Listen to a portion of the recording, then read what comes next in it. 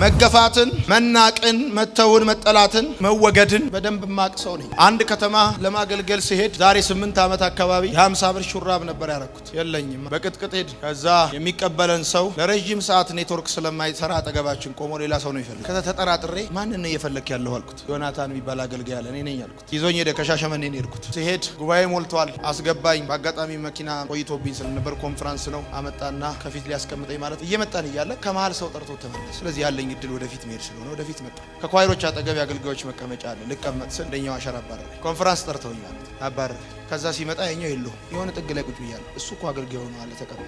ከአዲስ አበባ የመጣው አገልጋይ ያገለግል ነበር። ፕሮግራሙ አለቀ። ከሁሉ ተበተነ። ቤተክርስቲያኒቱ ፉል ታይመርስ አዲስ አበባ በመጣው አገልጋይ መኪና ውስጥ ገብተው ወደ ሆቴል የሚወስደኝ ጠፋ፣ ራት የሚሰጠኝ ጠፋ። ከዛ ጠየቅኩኝ እዚህ ሀገር አገልጋዮች ሲመጡ የት ነው ራት የሚበሉት ብዬ። እዚህ ሆቴል ተባልኩ። ባጃጅ ኮንትራት ይዘን ስንሄድ ነጭ ጨርቃቸውን እዚህ ውስጥ አድርገው ክብ ሰርተው ቁጭ ብለዋል። እኔ ታቁኛላችሁ አልቆጣም። ደነገጠ ሲያየኝ። ተቀበለኝ ሰው ሲነሳ እንዳትነሳ አልኩት። እዛ ጋር ቁጭ ብዬ በላን ራታችንን። ለዶይ ደወልኩ። 1500 ብር ነገ ባንክ አስገቢልኝ አልኳት። አስታውሳለሁ አዋሽ ባንክ 1500 ብር አስገባችልኝ። በጠዋት ጫማዬን አስጠረቅኩ ሄድኩ። ትላንት ያገለገለው አገልጋይ ለመስማት ትግስት ስለሌለው ተኛ አልቤርጎ። ሌሊት ላይ እግዚአብሔር እንደዚህ ያለኝ ተዋቸውና ዝም ብለህ ቃሉን ብቻ ሜዲቴት አድርግ። እዛ ወጣሁኝ። ጣትነታችሁ ይተናነቃችኋል። እዛ እንዳጎነበስኩኝ ዝም ብዬ አወራሁ። ቀና ስል ወድቀው ያለቅሳሉ። እንደዚህ አይነት ሪጀክሽን ውስጥ ስታልፉ የገጠማችሁን ሪጀክሽን የቀድሞውን መገፋት ተቀባይነት ማጣትና አለመወደድ ተማሩበት እንጂ አትማረሩበት። ትምህርት ስሩበት እንጂ አትማረሩ። በውስጣችሁ ያለውን ራዕይ ቢገር ፒክቸሩን ተመልከቱ።